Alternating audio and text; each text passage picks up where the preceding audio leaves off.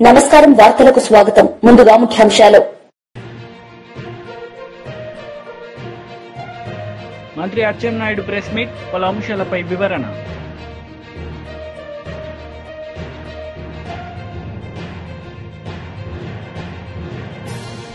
Congress leader Shabbir Ali press meet, ఇరు పార్టీలపై fire.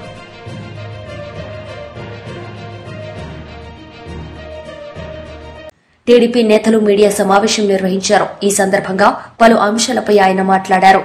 అధికారం వచ్చిన తర్వాత 5 సార్లు సైక్లోన్లు వచ్చాయి, తుఫాన్లు వచ్చాయి. వెంటనే ఎన్యూమరేషన్ చేసి ఈస్ట్ వెస్ట్ గోదావరికి వస్తే 34 కోట్లు ఇచ్చాం. ఈరోజు కృష్ణా జిల్లాలో వరదలు వస్తే 20 రోజుల్లో ఎన్యూమరేషన్ చేసి రైతుకి, కౌలు రైతుకి డబ్బులు ఇచ్చింది మా ప్రభుత్వం కాదో ఒక్కసారి నువ్వు చెప్పమని చెప్పి ఈ సందర్భంగా కోరుతున్నాను. ఈరోజు గుంటూరు మిర్చి యార్డ్ దగ్గరికి వెళ్ళాం. అబద్ధాలంటే అబద్ధాలు. అసలు ఎవడైనా నవ్వుకుంటాడని కూడా చూడకుండా ఇప్పుడే ఆకాశం నుంచి వచ్చినటువంటి వ్యక్తిగా మాట్లాడుతున్నాం. జగన్మోహన్ రెడ్డి, మాకంటే ముందు 5 సంవత్సరాలు ఈ రాష్ట్రానికి నువ్వు ముఖ్యమంత్రి. గుంటూరు మిర్చి యార్డ్ ఇప్పుడే పుట్టలేదు, నువ్వు ముఖ్యమంత్రి ఉన్నప్పుడు పుట్టింది. అంతకు ముందు చంద్రబాబు నాయుడు గారు ముఖ్యమంత్రిగా ఉన్నప్పుడు కూడా గుంటూరు మిర్చి యార్డ్ ఉంది. దాని చరిత్రను ఒకసారి తెలుసుకోకుండా ఇష్టానుసారంగా చెప్పిందే చెప్తే, అబద్ధాలు చెప్తే, ఒక పనికి మారిన పేపరు, టీవీ ఉందని స్క్రోలింగ్ లేస్తే ప్రజలు నమ్ముతారనుకుంటే నీ అవివేకం అని చెప్పి నేను ఘంటాపదంగా చెప్పదలిచా. ఈరోజు మిర్చి ఈ దేశంలో తెలంగాణలో పండుతుంది, మధ్యప్రదేశ్లో పండుతుంది, కర్ణాటకలో పండుతుంది, వెస్ట్ బెంగాల్లో పండుతుంది. అదే మన రాష్ట్రానికి వస్తే ఒక 11 జిల్లాల్లో మిర్చి పండుతున్న విషయం నాకు, మీకు, ఈ రాష్ట్ర ప్రజలందరికీ కూడా తెలుసు. మిర్చి మాట్లాడితే ఒక విషయం చెప్తాడు. మేము ఉండేటప్పుడు 20,000 రూపాయలు ఉండేది, చంద్రబాబు నాయుడు వచ్చాక 13,000కి తగ్గిపోయిందని చెప్పి మాట్లాడుతున్నాడు. ఇది నేను సొంత కవిత్వం కాదు, ఇది ఆన్ రికార్డ్. ఏ డిపార్ట్మెంట్ దగ్గరైనా సరే రికార్డు ఉంటుంది. గత 10 సంవత్సరాలు మిర్చి ధరలను తీసుకున్నాను ఒకసారి. 2015-16 నుంచి 2024-25 వరకు ఏ సంవత్సరం ఎంత ధర మిర్చికి ఉందని అన్ని సంవత్సరాలు చూస్తే మ్యాక్సిమం 11,000 నుంచి 13,600 వరకు ఉంది. 2 సంవత్సరాలు 2022, 23, 23, 24 ఒక సంవత్సరం 20,500, ఒక సంవత్సరం 20,000 ఉంది. ఇది నేను ఏదో 13,000 ఉంది, 14,000 ఉంది, రైతుకి ఇప్పుడు ఇచ్చేస్తున్నామని చెప్పి నేను ప్రభుత్వం తరపున చెప్పడానికి సిద్ధంగా లేను. ఈరోజు మిర్చి రైతు ఇబ్బందుల్లో ఉన్నాడు. ఎందుకంటే ఆ రోజుకి ఈ రోజుకి పెట్టుబడులు పెరిగాయి, పెస్టిసైడ్స్ రేట్స్ అన్ని పెరిగాయి, కూలీల రేట్లు పెరిగాయి. ఇబ్బందులు ఉన్నటువంటి విషయం కూడా ఈరోజు మేము గ్రహించాం.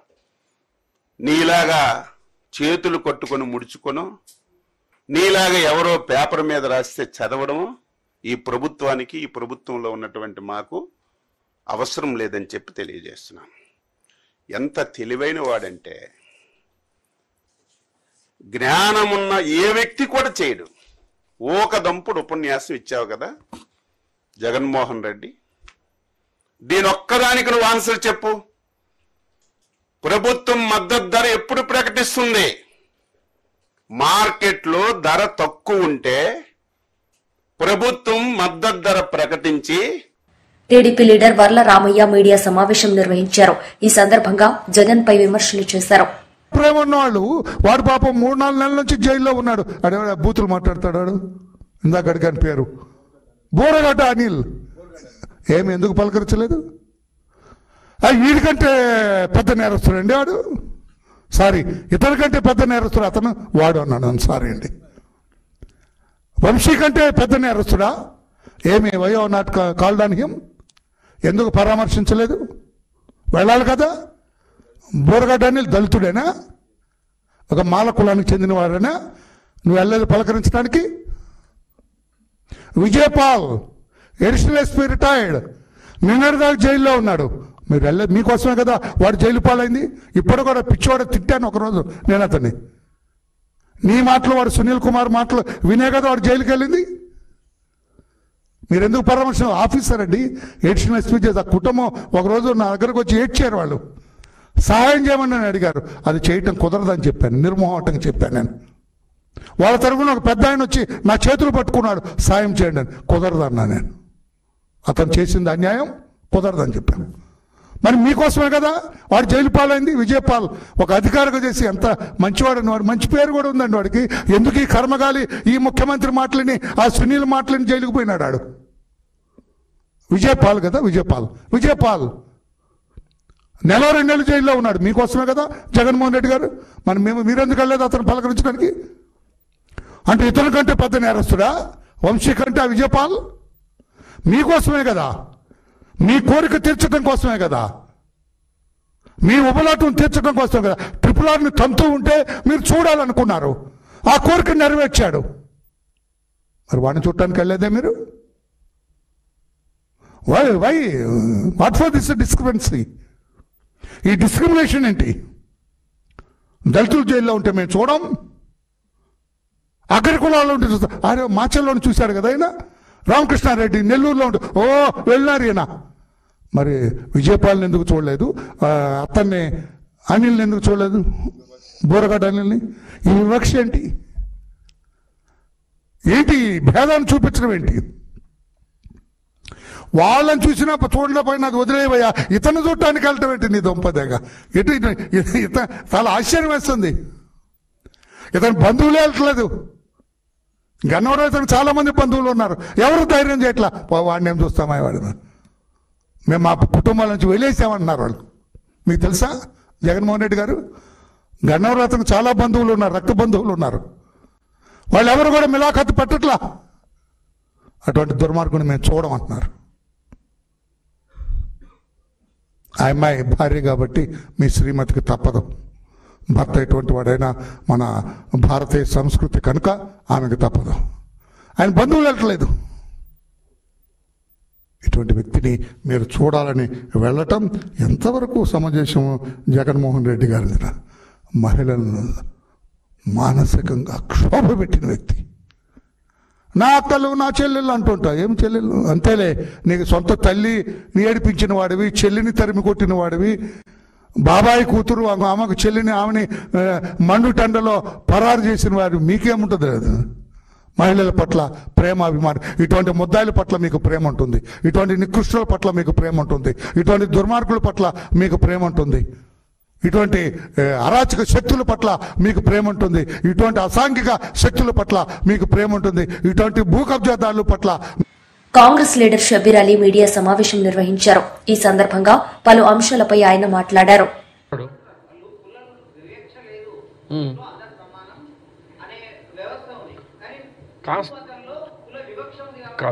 కాన్స్టిట్యూషన్ ఏమంటుంది, చట్టం ఏమవుతుంది? మన సుప్రీంకోర్టు కూడా 2010లో జడ్జిమెంట్ ఏమన్నారు?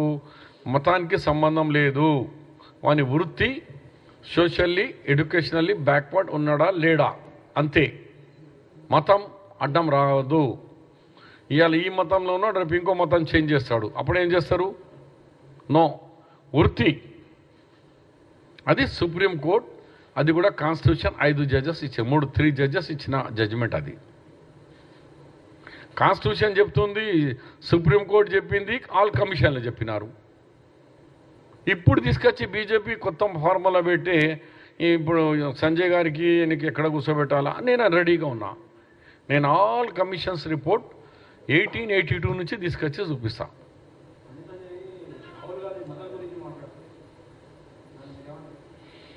రాహుల్ గాంధీ గారి కుటుంబము మతంతో మాట్లాడతానని నిన్న మొన్న చిన్నవాడు చెప్తే ఎట్లనయా సంజయ్ గారు?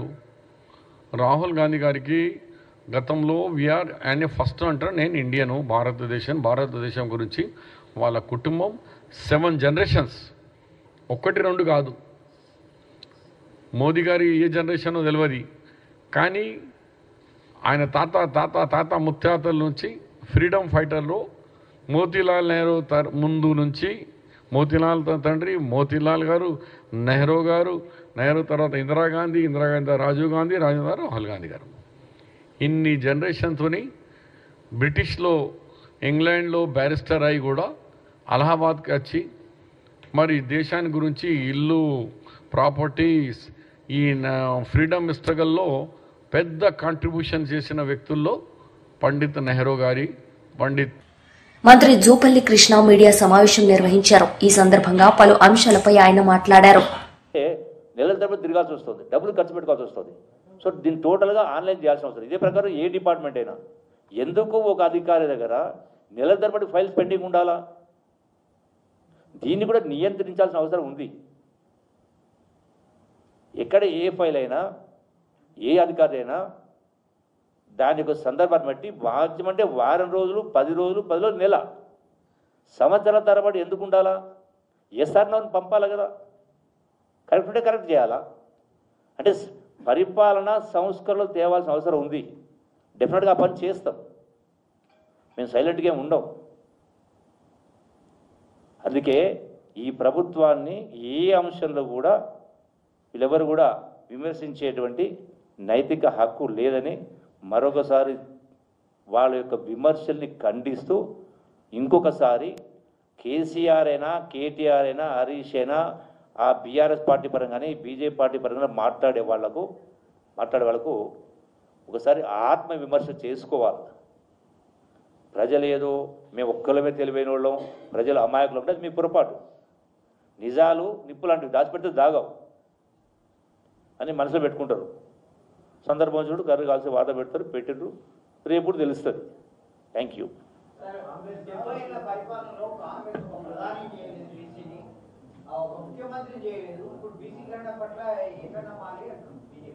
ఇప్పుడు దేశంలో ఎవరు నెహ్రూ, ఎవరు లాల్ బహదూర్ శాస్త్రి అంటే ఎటువంటి వాళ్ళు ప్రధానమంత్రులు అయినరు? రాష్ట్రంలో ముఖ్యమంత్రి కాలేదా? క్వశ్చన్ ఇక్కడ ఏఐసిసికి ఎవరు ఇప్పుడు అధ్యక్షుడు? అదే ఇలా బీఆర్ఎస్ పార్టీ వాళ్ళు విమర్శిస్తే ఎవరు ఇలా అధ్యక్షుడు? ఆంధ్రప్రదేశ్ రాష్ట్రానికి ముఖ్యమంత్రి దళితులు ముఖ్యమంత్రి కాలేదా? పిసిసి ముఖ్యమంత్రి కాలేదా? క్వశ్చన్ అది కాదు. ఇప్పుడే ఒకటే లెక్క, ఎవరి కోసం ఏది చేసినా ఎవరి కోసం?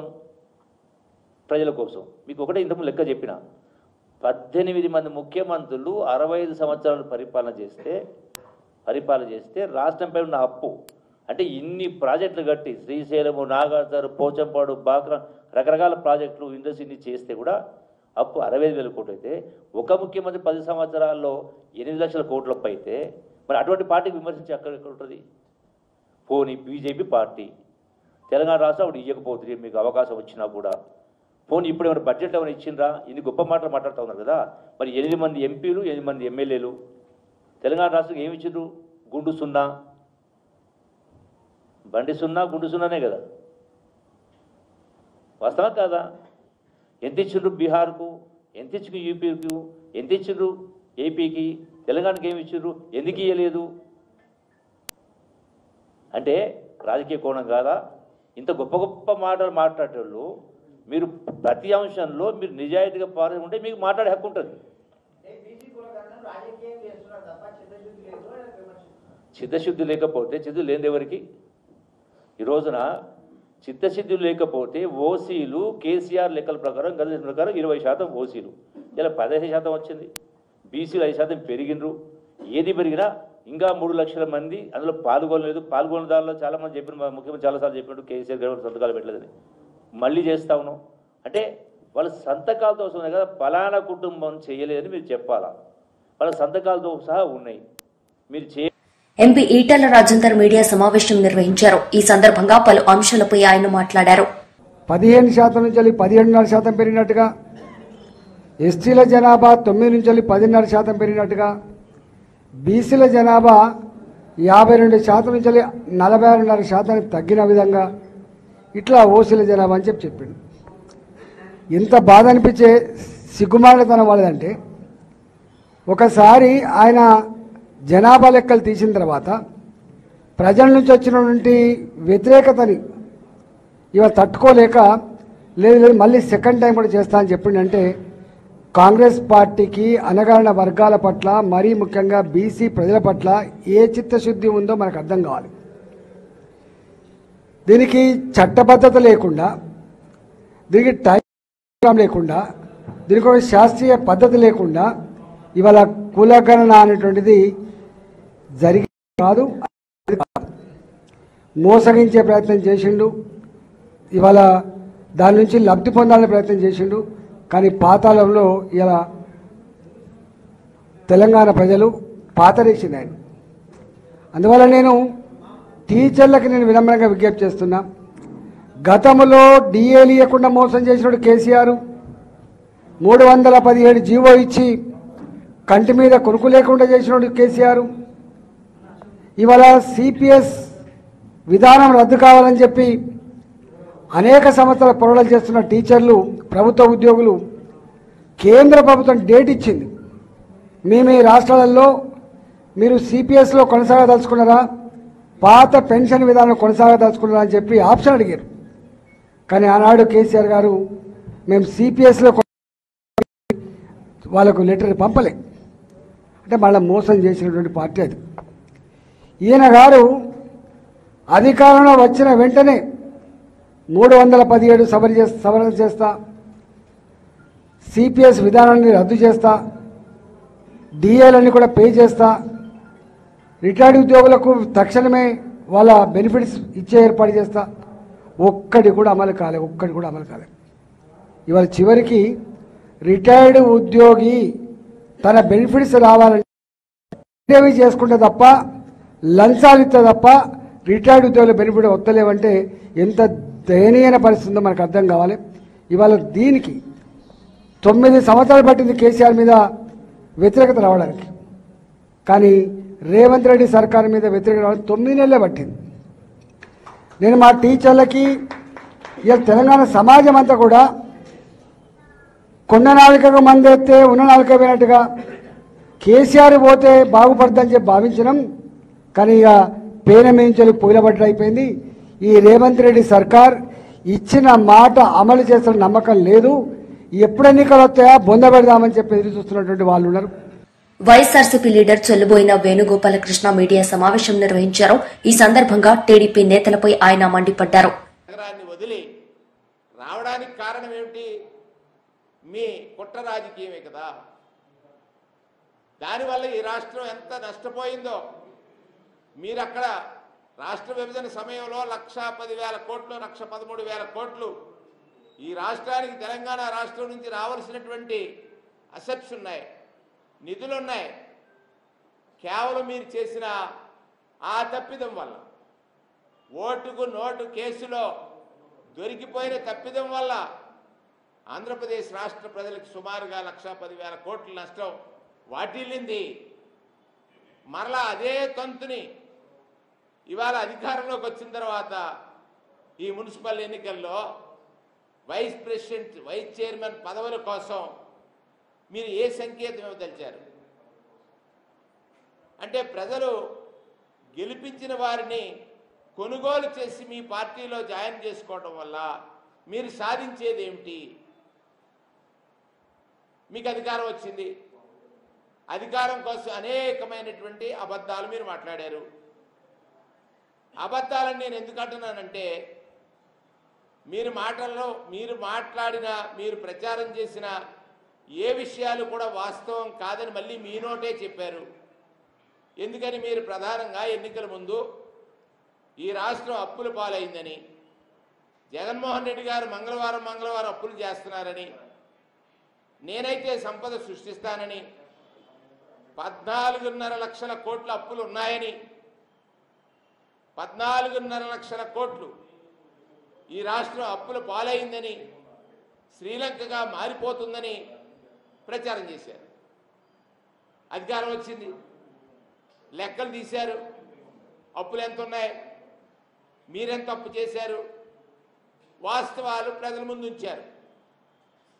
కేవలం అది నా మాటల ద్వారా కాకుండా బడ్జెట్ సమావేశాల్లో మీ ఆర్థిక మంత్రి చేసినటువంటి ప్రకటన, మీరు 14,53,000 కోట్ల అప్పులు ఉన్నాయని చెప్పింది అబద్ధమని, 7,43,000 కోట్లు మాత్రమే అప్పు ఉందని, అది కూడా మీరు పాలనలోకి రాకముందు 1,43,000 కోట్లు ఉంటే మీరు పాలనలోకి వచ్చిన తర్వాత అది 2.5 లక్షల కోట్లు మీరు అప్పులు చేసి 4,53,000 కోట్ల అప్పులు దాన్ని చేరిస్తే జగన్మోహన్ రెడ్డి గారి పరిపాలన సమయంలో ఒక 3 లక్షల కోట్ల అప్పులు జరిగాయి.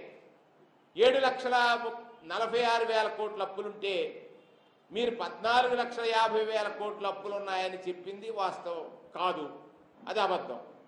అది అధికారం కోసం మీరు చేసిన ఒక విష ప్రచారం.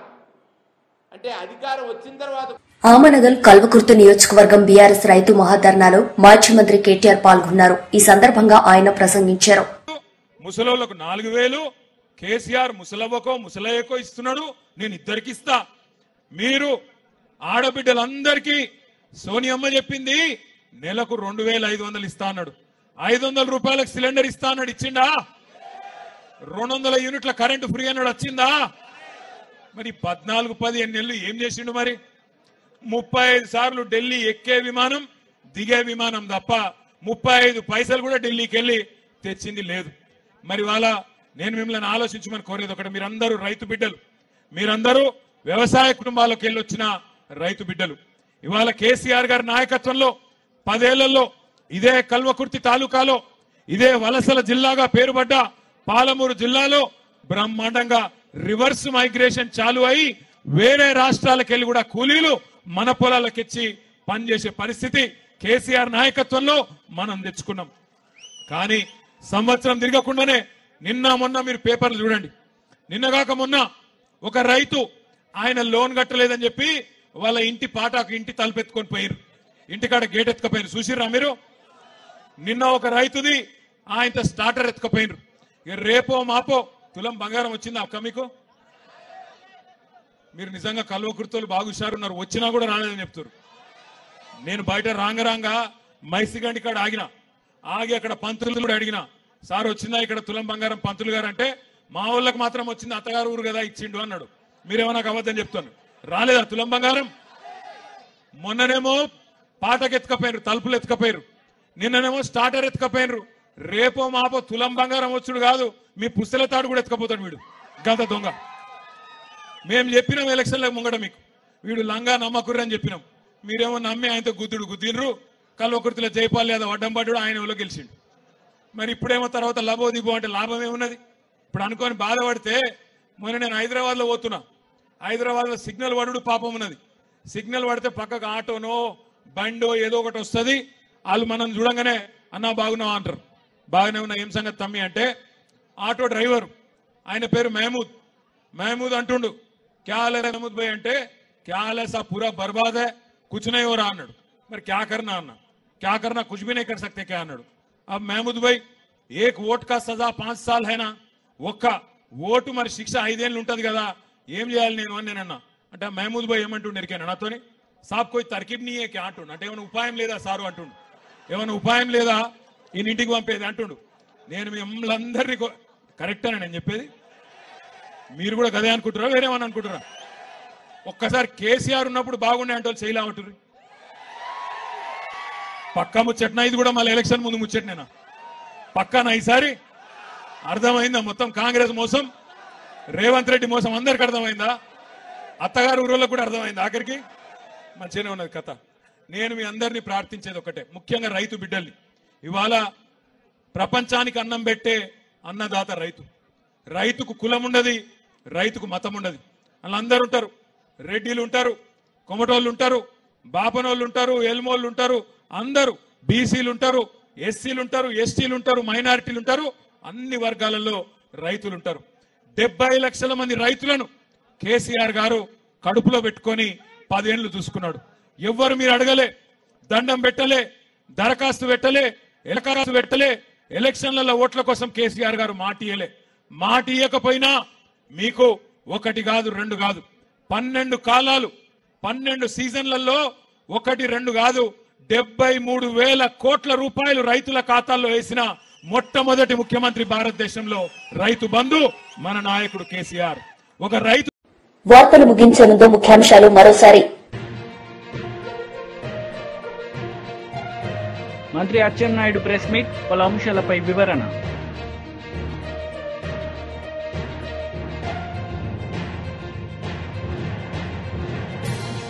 Congress leader Shabbir Ali press meet, ఇరు పార్టీలపై ఫైర్.